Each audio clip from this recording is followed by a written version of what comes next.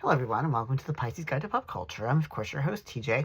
Now appropriately enough, since this is the Pisces Guide and we're all about feelings here, today I'm reviewing Timothy Janovsky's 1 Week to Win the Chocolate Maker, which of course is a delightful romance. As we know, I love romance. I love romance written by gay men, and I love Timothy Janovsky. So it's really all of those things. Now it is an interesting concept. It is basically a queer retelling of Willy Wonka, focusing on Charlie, a sort of impoverished American who's dealing with his family's poverty and taking care of his grandparents, and Dario, who's the heir to a fabulous Italian chocolate fortune, but has to marry in order to inherit the company. And of course, together they make beautiful, beautiful love. And I think that that's really nice. And I love this book. I thought it was, like I said, a unique premise, but I'll give it to Janovsky. He knows how to pull it off with aplomb. And I think that if you have read his work before, you'll know that he has a real skill for capturing both sweetness and, spice. I hate the word spice to refer to sex, but that's what we'll use.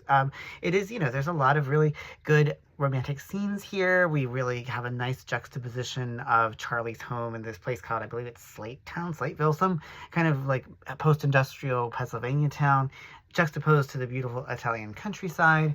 We have two very different personalities, but nevertheless find themselves drawn to each other.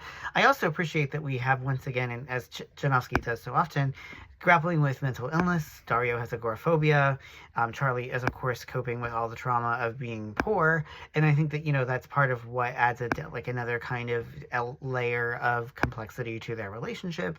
And it is kind of funny and goofy at times, but also there's a genuine heart to it. And I really appreciate that about Janovsky's work, is that his books wear their hearts on their sleeves. And I think that, we live in such a cynical age in which everyone, is just kind of trying to get through the day, and sometimes you just want to lose yourself in a romance that's a little bit silly, a little bit quirky, and I appreciate what Janovsky brings to the table. This one I think is, in the same vein as, say, like The Merriest Misters or some of the other more lighthearted fare, but also, as I said, he always makes sure to give us really neurodiverse representation and sort of showing us how, even though you may feel like you're imprisoned in your own mind, there are ways in which you can find love. And I appreciate the extent to which we get romance that much, like a lot of the other romance that I feel most drawn to as both a reader and a writer, is that which uses the sort of happily ever after tropes and narrative conventions to deal with real world issues, in this case, of course, mental illness. So if you haven't yet, do pick up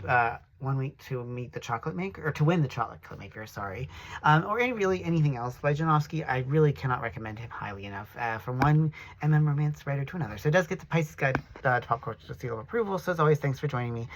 Take care, y'all.